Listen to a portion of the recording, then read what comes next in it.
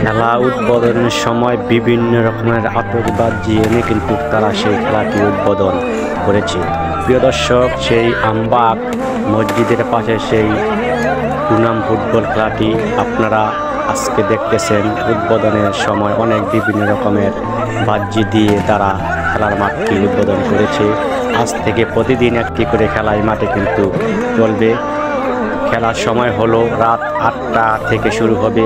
একটি করে খেলা প্রতিদিন নির্ধারিতভাবে চলতে থাকবে।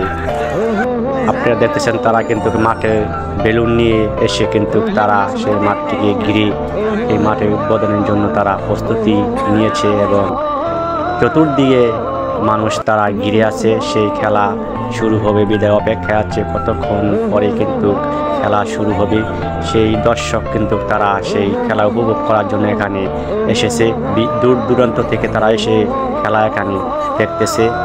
আরও অনেকে তারা হয়তো আসবেন খেলা দেখার জন্য।